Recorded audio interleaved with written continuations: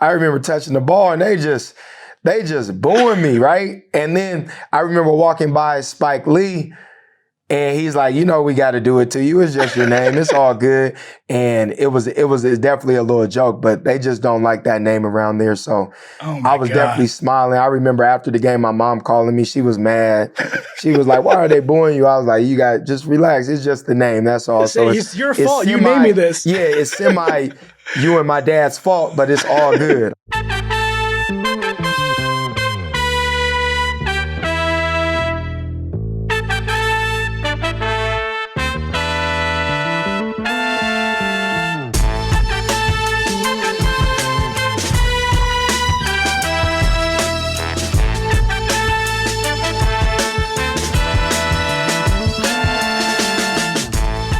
Welcome to another episode of Point Game with Isaiah Thomas and C.J. Toledano. I'm, of course, your host, C.J. Toledano, and I'm joined here by the man everyone is here to see, IT Isaiah Thomas.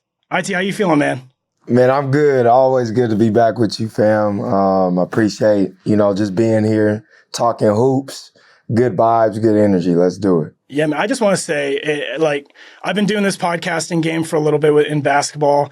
And it's an incredible opportunity to be potting with you. But, I just want to say, you've only done one episode, and you said you're a rookie, but you're already showing off veteran vibes. Just even, on social and stuff, sharing the clips, getting the stuff out there to the people. I've got nothing but my DMs are full of just people, loving the pod already, and we've only had one episode. So what's your feeling like after one episode and seeing everything come out and get to the people? I'm just excited. I think the biggest thing is just, talking the game of basketball at the level we're talking it. I am a rookie in this space, but when it comes to talking basketball, I'm able to, just be able to communicate what we're speaking about and go from there. But I was excited about the feedback as well. I was getting a lot of DMs, everybody excited about me being able to talk the game on this platform. Is only going to be, great for the fans. We just need everybody to tune in, tap in every week, and we're going to get it right to you. We're going to get some exclusive content, all that stuff going. So this is just the beginning, so I'm excited. I did want to start off this episode on a little bit of a somber note. We talked on the last episode that you from Seattle, you live in Seattle still. Seattle basketball legend Lenny Wilkens passed away, sadly. And you had quite the connection with him. And also, just for any young basketball fans watching this who weren't familiar with Lenny, I'd love to just spend the show right up top here, sort of, discussing the connection you had with him. And also just, I got some accolades that he had, but I would just love to hear from your mouth, why he was so important and what impact he gave the game of basketball while he was here with us. First off, my condolences to the family. My thoughts and prayers are out to the family. Lenny was not only a big piece of, basketball in general around the world, he was a huge piece to the Seattle community dating back to when he played for the Sonics. He's a lefty like myself, so somebody I definitely looked up to, and I was able to build a relationship with, a friendship with throughout my college years as he was a analyst, commentator for the Pac-10 games sometimes, especially the ones at UW. So, before those games, I would be able to sit down and pick his brain and talk to him, and he'll give me insight of what he sees on my game. And to be able to interact with such a legend at a young age is I was forever embedded to him, forever thankful and grateful for him to be able to, I guess, somewhat mentor me throughout those times when I was in college. And then, after college and when I got to the NBA, I would see Lenny every now and then in the summertime. And he would just, put a smile on not just my face, but anybody else's face. I think he was a big part of not just basketball, but the community part of basketball.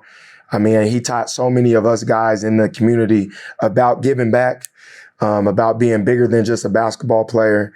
And like you said, I was able to be a little part of his, statue ceremony this past June out in Seattle in front of Climate Pledge Arena.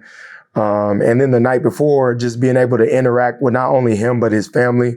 I met his wife. I met Danny Glover, who is a big supporter and friend of Lenny Wilkens. And that's not to go off subject, but Danny Glover is Like, that's Angels in the Outfield. So I Oh told my him God. when I met him, I'm like, that's one of my favorite movies as a child. So it's like an honor to meet you. But I was able to meet him through Lenny Wilkens. And it was just an honor to be able to be in Lenny's presence. Like I said, my thoughts and prayers are to his family. He was bigger than the game of basketball. He was something that was very important to the community of not just Seattle and Tacoma, but the state of Washington. And I'll forever be grateful for the relationship I had with him, and to be able to just interact with him the last couple months and put a smile on his face was everything to me. Yeah, man. You mentioned UW and him calling your games, and so obviously his one job was to call the games. But I'd love to hear, like, were there any specific stories, or like just to get a little bit more into that relationship? Like, you're an up and coming guard. He's a Seattle, legend in his own right. He was a guard as well, and a lefty, like you said. Was there any piece of advice that sort of stuck with you that he gave you during that time that you've carried on since? I think the biggest thing with him being, a smaller guard as well, not too big himself. The biggest thing he gave me was like, just believe in yourself. I know that sounds so cliche, but like, what got you here is going to get you to where you want to go next. And he will always say that every time I seen him. He will always, like, especially when I was in college, keep believing, Lefty, keep believing. And, I would take that and run with it. Like, obviously, I always believe in myself, but for a guy of his stature and a guy of such, like, a Hall of Fame, and I think in 3 or 4 categories, to be able to give back and tell me to believe in myself, and he's a fan of my game, and like, it made my dream become that much more real. It made it made me believing I can be an NBA player become a reality. And I can't thank him enough for just the wisdom and the knowledge, and not only that, just the friendship and being so, humble and welcoming. Anytime I had a question, he was there for me. And I thank him for that. I think you're right. You talked in the last episode too of like, it's that lineage that is so important to you guys. Like, you had Jason Terry and Brandon Roy and Jamal Crawford and those guys, and you're passing it on. Like, it goes to show, like, that connection has continued to run deeper even past, Jamal and those guys to someone like Lenny. So that's great. And again, just to any young hooper watching this, like, I when this news happened, I was like, I just remembered him from the 90s coaching the Hawks and whatnot, but his track record was crazy. I just wrote some of them down here. Like, he led the Atlanta Hawks to the NBA Finals as a rookie point guard. Like, we talked about being a rookie, but like, to have that amount of pressure and do that is insane. You mentioned Hall of Fame in 3 different categories: as a player, a coach, an assistant for the Dream Team. So like, that to me, like, just making the Hall of Fame once is crazy, but 3 different times is nuts. And this is another crazy story that I had no idea was even possible. But in his second season, he played in the NBA on the weekends. His main job was he was a second lieutenant in the Army. So he ended up only playing 20 games that season because he was serving our country. Yeah, amazing. That just says the type of person he is. Like, even at the ceremony, like, everybody talking up there. I remember Nate McMillan was up there, Steve Smith, who played with him in Atlanta Hawks. Gary Payton was there. Everybody had the ultimate respect for him, not just only as a coach, but as a person. And that says a lot when they talk to you in a better way as a person than a player. And like we said, he was a Hall of Fame player, coach, and he was a Hall of Fame person. So like, it means more when these situations happen, and he was able to just be a magnet to so many people. And so many people gravitated to his likeness and how he cared for others, not just only as a basketball player, but as a person, which is most important. That's dope. All right. Well, I'm glad we were able to spend this first part of the show talking about Lenny. Kids, you got the YouTube, you got the internet. Look him up. Like, again, a lot of the players that we enjoy today, it's because of a person like Lenny Wilkens. So do your homework, do your research. We're going to give homework assignments out on Point Game. Because I know there's some guys, I might even say Lenny Wilkens' name or somebody that's, a little older. These young guys be like, who? And it's not even no disrespect. They just don't tap into their history. Yeah. And you if you're a basketball hooper, if you're a real hooper, you got to know, you got to give the love and flowers to Lenny Wilkens. So shout out to Lenny for sure. Deserves the flowers. All right, we're going to take a break here on Point Game, presented by DraftKings, and we'll be right back after this. All right, welcome back to Point Game. IT, we were talking about it earlier in the show. The podcast game, there's full episodes and whatnot, but this is a little behind the scenes, but the social aspect of it, we're kind of bringing the best of to the channel. So don't forget to subscribe, people. But a quote that we didn't think was going to pop off so much, that we put out was, the quote that you had said on the last episode, that when I asked you, what was your kind of status with the league right now and your willingness to want to play? And you said that you have one more year and that's your ultimate goal. So, we posted that and honestly, it went crazy. So I loved reading the comments of people tagging, all the teams that they think that you could be a fit for. So I would just love to hear from your own voice, how was it, I guess, to see that positive feedback? And I would love to just get in the basketball of it all. Like, you're watching the game. Like, I'd love to hear if there's a team out there or teams out there that you feel like you could be a great fit for and make an impact with.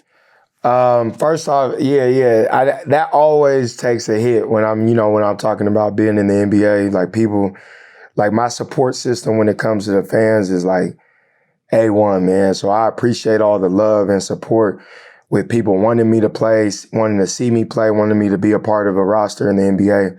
But yeah, my ultimate goal is to play. Like, I want to play at least one more year. That's why I say at least. Like, if I could get 2 or 3 more, because I know I can still play at a high level. But I want to just honestly, I want to play one more year.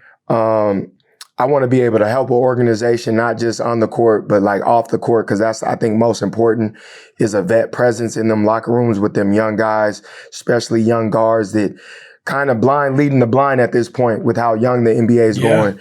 And I think those young players as well, they respect older players that can still play at a high level because they're like, okay, this guy can still do it if given the opportunity.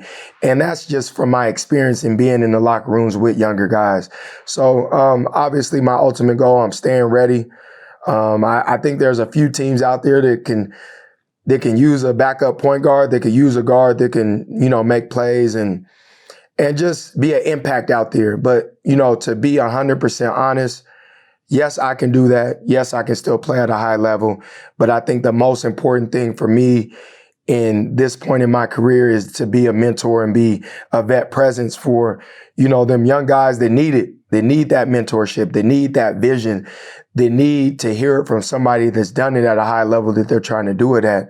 So, not to just say specific teams, but there's definitely a handful of teams that need a point guard that can not only make plays and score, but most importantly, be a leader. Like the game is missing leadership, especially, as those young teams are figuring out their journey. They need a guy in that locker room that's done it before and that's done it at a high level and that's been a leader at a high level as well. And that can be, an extension of a coach that can't really get to his young group. So, just watching the game of basketball and being a student of the game, there's definitely teams out there that can use a guy like myself. But, and until the team comes calling, I'm going to stay ready. And I'm going to stay in tune with the game of basketball as if, a team calls tomorrow and they need me to play. Not only play, just need me to be on the roster to make an impact each and every day. And that's what it's really about. Yeah. This would be like Pacers.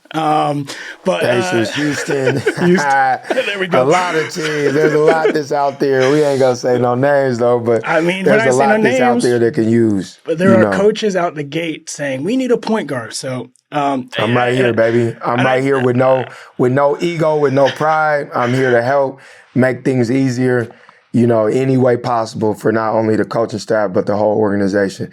And they know that, though. They know that. I think it's very nice of you to say, you can offer that veteran mentorship and whatnot. But honestly, you suited up last season for some G League and you're dropping 40. That's just not, I'd love to hear what that G League experience is. It's you've the closest evidence that you can still play. What is it like dropping 40 and what are people not paying attention to your game that you want to highlight a little bit more? The biggest thing, the 40s, that's just who I am. So that's not me trying to be something I'm not. That's not me going in there and just making it about myself. I'm just playing the game of basketball at the level I know how against the guys that I'm playing against. But I think it's not necessarily what they're seeing or what they're not seeing. The NBA knows what I bring. The NBA knows the game I have. The people who are watching know that I really haven't lost a step. I just think the game is changing. As you see, when I came in the league, or even years ago when I was really in the league, those 4 to 5 guys that were in at the end of a bench were older guys. They were mentors. They're guys that can play still at a high level. Now that the two-way contract has came in, it's kind of pushed the older vet out, because most importantly, it's cheaper to have a two-way guy. Right. And it's giving a younger guy an opportunity to maybe they find a diamond in the rough, where they find a guy that they don't have to pay a lot of money, but they kind of can control as well, in terms of, okay, we can give him a little bit here, we could give him a little bit there, and we cannot give him too much, especially if it's a guy that's, like I said, a diamond in the rough that's better than what his situation is presenting for. So there's a lot of variables that come in this and making this decision. But the biggest thing I think is I am 36 years old. I do got a lot of power in the locker room. That's not always good for coaches, especially, young coaches trying to solidify their position. So this is just me being transparent and real to, the NBA fan or the NBA casual that doesn't understand the business side of it. And, I'm not hurt by it. I understand it.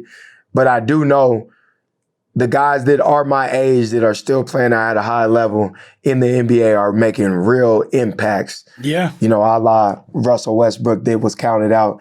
They could still make, have triple doubles. They could still play at a high level. And so it's a fine line. And I got no ill will towards it because I understand it. But if they do give me another chance, like I did on the Suns, without even playing and being a leader and making a real impact, or like I did in the G League with showing, if you do give me a chance to play, I can still do it at a high level. So, there's things around it. There's opportunity there on both sides of playing and not playing. And, I just want to be a helping hand for sure. Yeah, I love that. You mentioned, like the two-way contracts and you've done like the 10-day before. Like to the normal person, if you're able to, can you peel back that curtain? Like, and you've always said you stayed ready. You're working out. Like we've been texting and you'd be like, oh, I'm working out in the morning, whatever. You're still doing that. Like, can you peel back the curtain on what it's like to get the call with the 10-day and like having to move cities? You're a father, you have a family. Like, I'd love to just hear the difficulties behind all of that, and what goes on, like when you're staying ready and you get a call. I think early on in guys' career, when they're in that situation of staying ready and getting a call, it's probably a lot more difficult. For me, my family's in Tacoma and Seattle. They're at an age right now where they're not really going to be moving around like that anymore, my wife and my kids. So when I do get those calls and when I do get a 10-day, I go there first and foremost with the impression that I got to prove myself and I got to do what I can to make an impact and to stay longer. And when I do get that call to sign for the rest of the season or another 10-day, I think it gives my family an opportunity to be able to come to whatever city I'm in, spend a few days with me, see a game or two, and then get back to the house. Because that's the situation I'm in right now. With being older and having older kids, it's not a situation where they're going to follow me from each team to do that. Right. But early on in my career, I think that would have been a situation where they do follow me and we're on our heels each and every day. This ain't that situation.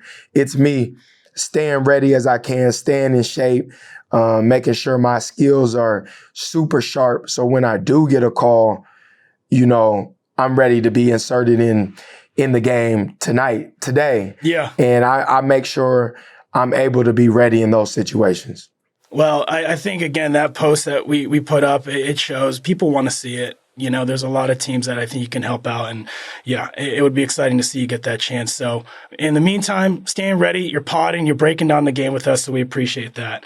I wanted to talk about some stuff going on in the league right now. Again, we're still a little bit early, but the Eastern Conference, which we knew was going to be a little bit open with obviously the Tyrese Halliburton being hurt and some people being moved around to the top teams.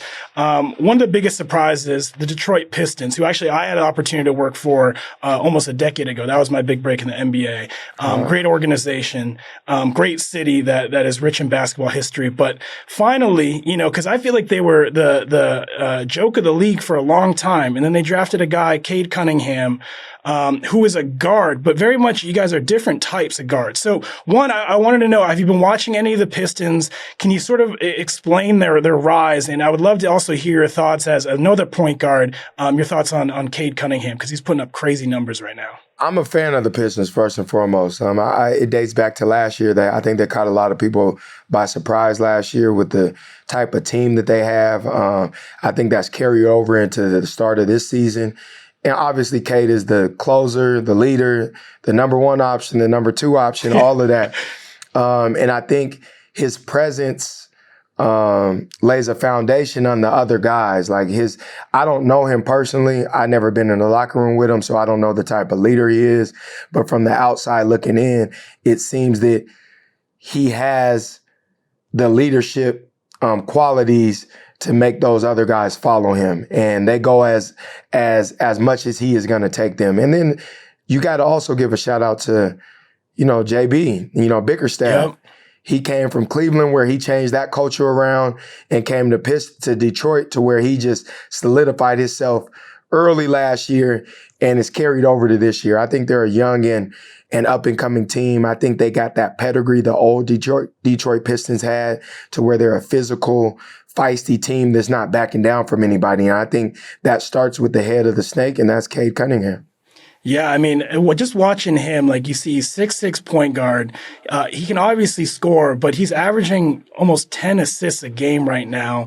And if you have a guy like that's a franchise player right there, and then, like I said, like watching social or like looking at social and watching highlights and stuff, these aren't guys around him that are like, getting top 10 dunks or whatever, ankle breakers. It's solid role players. Got Asar Thompson, Jalen Duren. They picked up Duncan Robinson, all these guys. And I guess what I'm sort of teeing up here is, are these teams with the older superstars, like, are they as much contenders as they used to be? Or is it all about kind of getting like that one guy and really building a deep roster that can, I guess like sort of survive a playoff run? Like what's your sort of viewpoint of like what the new NBA and the team that can contend? What does that look like? Is it the Detroit Pistons?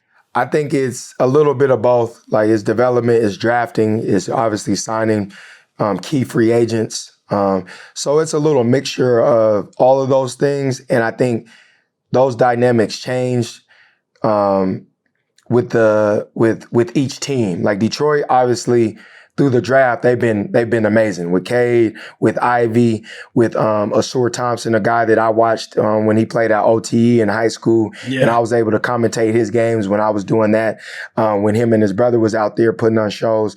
So I think they're just doing it the right way. This isn't the formula for every team.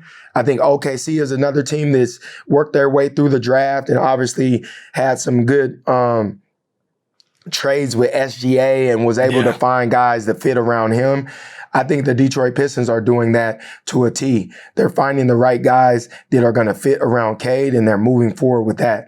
Duncan Robinson, who is a shooter, who spaces the floor for a guy like Cade, who goes downhill and gets in the paint and scores at will. So I think they're signing and they're getting complementary players for their main guys. And then you can't forget a guy like Isaiah Stewart, like those, a guy like Duran. Those are forces that protect guys like Cade Cunningham. Those are guys that, you go in the paint and you think twice.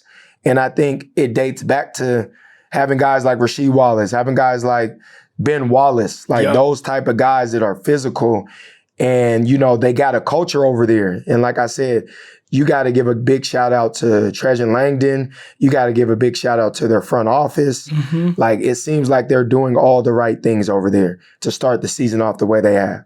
And not to, advertise too much, but it's that slow grind, like building building down. slowly, of like, you don't need to go and give up all your pieces that are working for that one superstar. So it's been fun. It's been fun, honestly, to watch this East be open and the team sort of shift to the top. And I did want to sort of shift gears a little bit to another Eastern Conference team, not so much basketball, but there's a bit of a beef going on that I would love to hear your take on. But, the Pacers had made a run to the finals, obviously, with their squad last year. Tyrese got hurt, and so people were kind of considering an off year. And in the offseason, they were unable to sign Myles Turner as he decided to go sign over with the Bucks. Obviously, we saw the Bucks play in Indiana recently, and during the tribute video, they booed Myles. Number 3, Myles Turner. Now let's meet the rest of the stuff for the Bucks. And then there's been some jabs back and forth over social media. Like, what do you take in this whole situation with, if you were in Myles' shoe, like, how would you do that? Do you understand some of what he's going through and how he's reacting? I understand it. I don't understand the boos though. Like, yeah. I get it as a fan. Like, you don't want your players to leave and go to another team, especially in the same conference.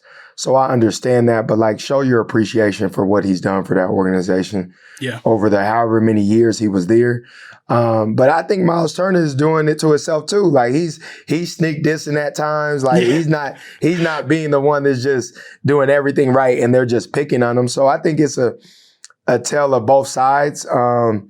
But I have been in those shoes before, and I think Myles Turner's like, as a human and the human feelings, you feel a way as well. So like, it's two sides to it. But it's a tough situation. I think fans are just really upset. Like, you go to the finals, then you leave a team that you competed against all year and the last few years at that. So I think after that situation, I think they're both going to move on. Every time he goes to Indiana, they might boo here and there, but I think they really have love and support for Myles Turner. It's just, they got to do that as a fan. Well, let me ask you, have you ever been booed in an arena and had you overcome? Have you ever been a villain, which is definitely not anything would ever think of you, but have you ever been a villain? I haven't been a villain. No, I haven't. I've always, like, the fans for the most part, kind of always show some love. Like, there's been times, like when I was in Cleveland, I wasn't playing well. They booed a little bit. They booed when I played for the Cavs, but I was hurt, so I understood it. I didn't take it personal, because you're not booing when I'm 100%. There's no way. Right. And then I interact with the fans and that part of the game. So I haven't been booed. I remember early on in my career, I played for the Kings, and we played in Madison Square Garden. They booed me because of my name.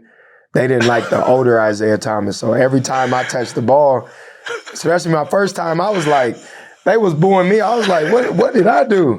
And then I go to the bench. They say, oh, they booing you because your name. I'm like, oh, I get it. Because it's crazy. Like, a quick story. I was in prep school in Connecticut. My friend Jamal Crawford was on the Knicks. So when I had open weekends in prep school, I would take a train to New York and go to the Knicks games or stay at Jamal's house. And I'm 16, 17 at this point, and Isaiah Thomas is the coach. So it was that year when you would go to the games and they would just boo Isaiah Thomas the whole season. They wanted him fired. The fans didn't like him. And so fast forward, when I was on the Kings, my first time, I remember touching the ball and they just booing me, right? And then I remember walking by Spike Lee, and he's like, we got to do it to you. It's just your name. It's all good. And that was crazy. Spike Lee even knew who I was and mentioned me. And it's definitely a little joke, but they just don't like that name around there. So I was definitely smiling. I remember after the game, my mom calling me. She was mad.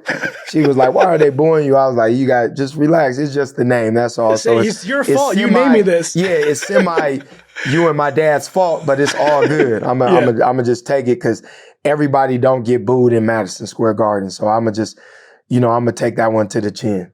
I will say, I mean, man, that's another impressive thing. Like, you had that pressure on you from birth to be named Isaiah Thomas. And I know you've been asked this a million times, but I guess just like, how much did that affect you growing up? And was it a pretty quick switch of just like, it's my name, I spell it differently, but like, yeah, what was that like growing up with that name? It wasn't bad. Like, obviously, when I would say my name, people, especially older people, would be like, are you his son? Are you named after him? Things like that. But I loved the game of basketball so much early on. All I knew was basketball. So it was kind of like when my name was Isaiah Thomas, I wasn't really tripping on it.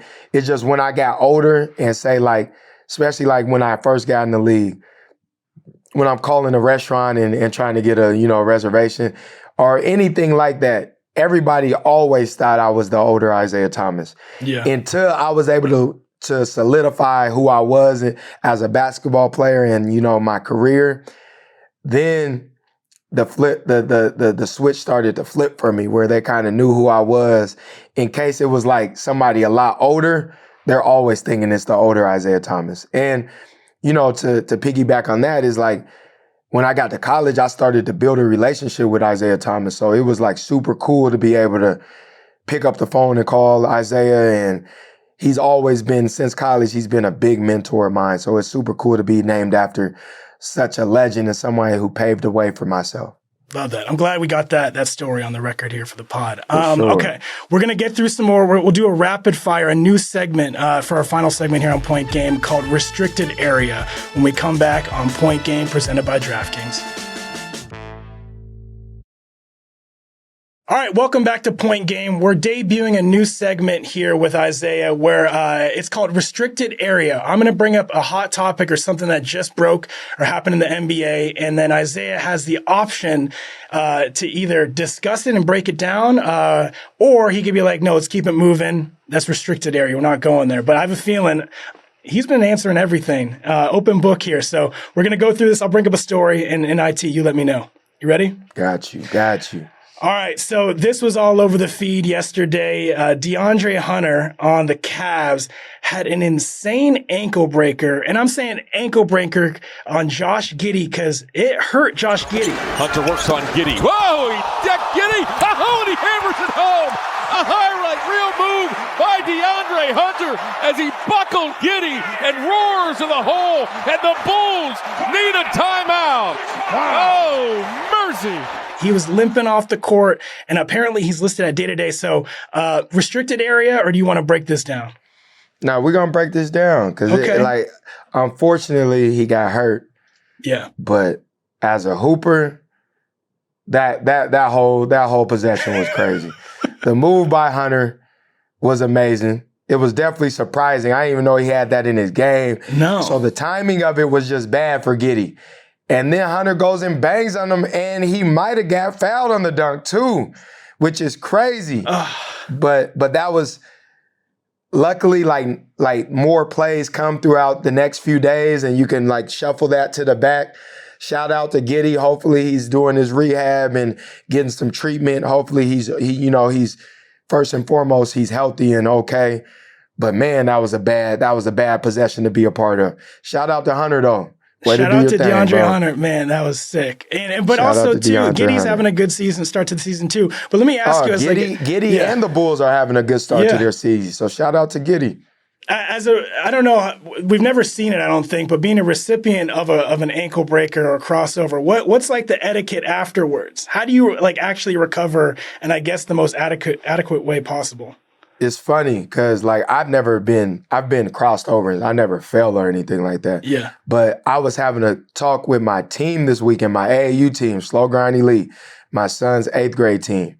And somebody got dropped, right? So, especially in grade, like in around that age, if somebody get dropped, it's so embarrassing to where you might not get up because you don't want to look bad. I had a real talk with them. I said, as we get older and you play against high-level players, somebody's going to get crossed, somebody's going to get dropped where you sit down, somebody's going to get dunked on.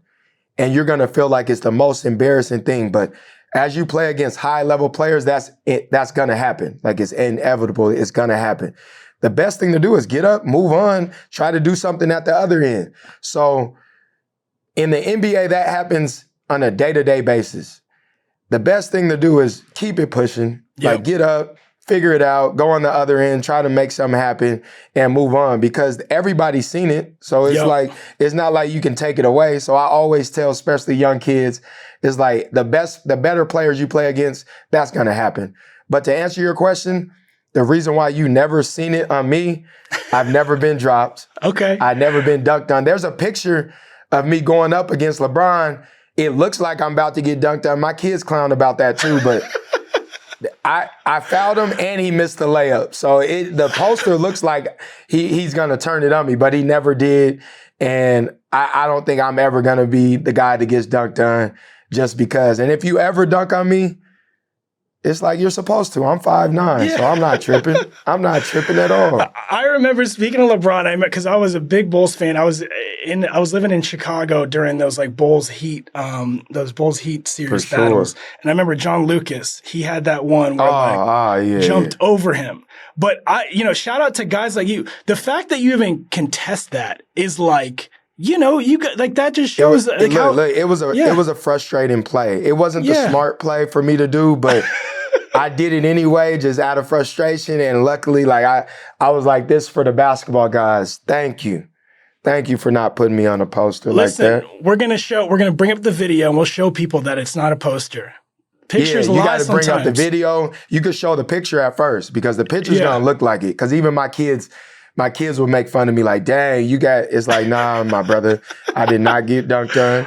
I fouled him and he missed the layup. Great. So this is why it's great to have an editing team. Our editing team will get to work and you'll show it to them. Make me look good, Stop man. Clowning as good Dad, as I can. Man. All right, next one. So Brandon Ingram, frustrated, he threw a water bottle down the sideline that bounced and it hit a staffer. All right, man. Watch out. Incoming. Well, Ingram upset. Yeah. And they're cleaning up the floor over there. So you want to break this down or is this restricted area? No, we're breaking it down too. Okay. That's obviously frustration is gonna happen. That's gonna happen throughout the game. BI, man. BI is my guy. I hope you gave that attendant, that locker room attendant, that ball boy, I hope you gave him about $500 or something for that. Because that was embarrassing and that was not cool. He's just in there doing his job. I know you're frustrated.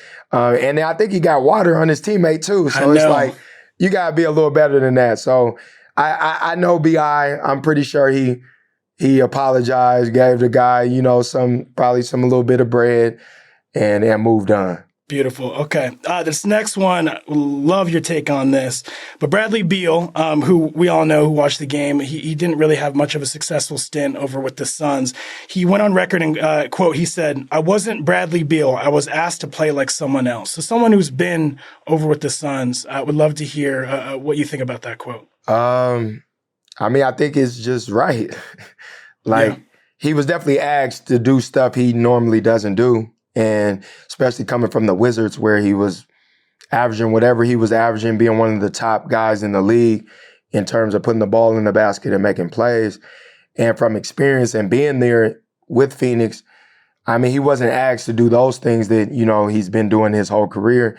And just knowing that situation, that type of team, yes, everybody's going to have to sacrifice and take a back seat into, the things that they're used to doing. But I don't think he was put in position to be Bradley Beal, and I think he states it, and I think it's been known in the media, especially like last year with, Coach Budenholzer, like there was conversation of him asking him to do other things other than what, he's special at doing. So that's always hard to do, especially if you're still around your prime and in the same age and you feel like you can do those things. It's hard to take a step back.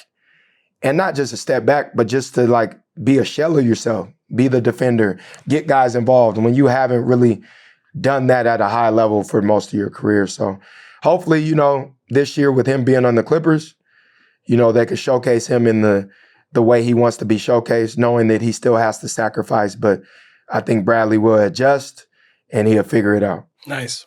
Okay. Moving on to... Okay, so you being a dad would love your take on this as well. So Kiyan Anthony over at Syracuse, Carmelo Anthony's son, who I think for a lot of people, the clips come out of, he's dunking, he's working out with Chris Brickley or whatever, and they're like, he's never going to be as good as his dad. And then he decides to go over to Syracuse. People are like, it's all nepotism and whatnot. But he just started in his first college start with Syracuse, dropped 19 points, 4 assists, and 3 rebounds. So restricted area, or do you want to break this down about the pressures of Kiyan Anthony and what he's already starting to do over at Syracuse? Nah. Usually when we gonna talk, nothing's gonna go to the restricted area. We gonna speak okay. about I'm it. gonna find one, Kiyan Anthony is amazing young talent.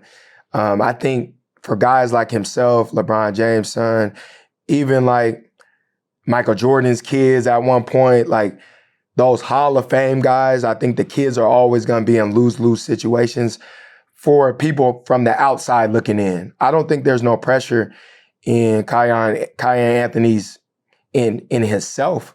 He's being a kid. He's going to the school his dad went to. He knows he's really good at basketball. I think the opportunity is going to present himself to show that he's really good at basketball.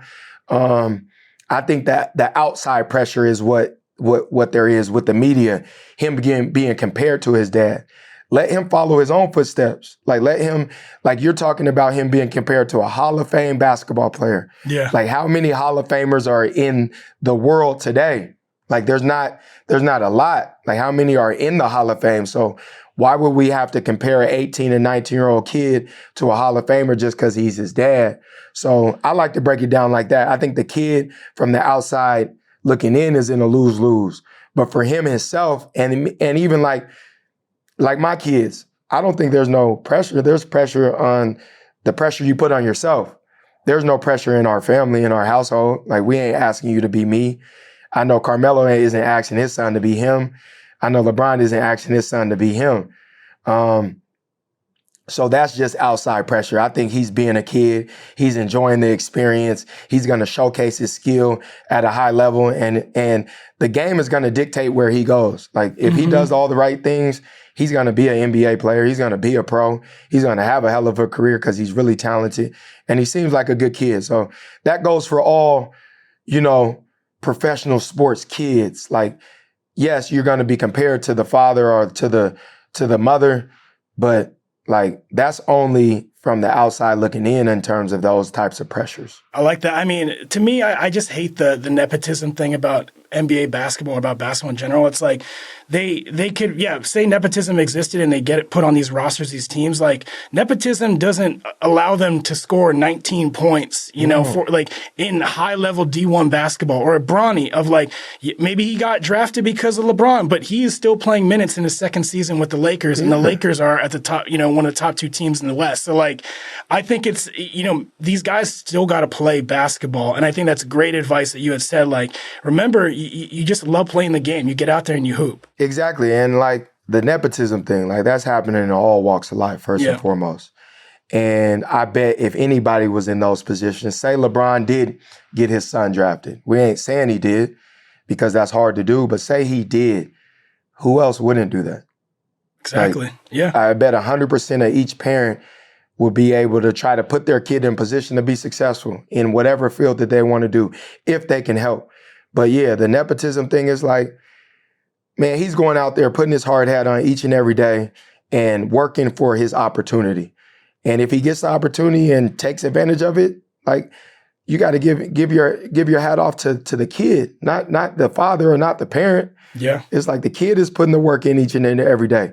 The parent is not there at the gym looking at him oh, we got to do this. It's it's the kid's time to take the reins on the situation. And I think they're doing a hell of a job with it. That's dope. I'm excited to watch them. All right, that's been Restricted Area, and this has been another episode of Point Game with Isaiah Thomas and C.J. Toledano. IT, any parting words in this episode? Man, tap in with us, subscribe with us. We're going to be bringing the heat to every episode. And I'm getting a little more comfortable. So don't allow me to get comfortable in this space, man. We're going to be talking about everything. Like I said from the jump, I'm super excited. I appreciate you. I appreciate the team. And let's keep building on this. Yep. And the Rolodex, you open up the Rolodex to all your friends. We got some big guests coming. That's all I'll say. We got some exciting guests coming, man. Let's appreciate you. All right, everyone. Don't forget, Point Game comes out every week. Go to our YouTube channel. Listen to us wherever you listen to your iHeart podcast. Presented by DraftKings. Follow through and Slow Grind Media. We'll see you next time on Point Game.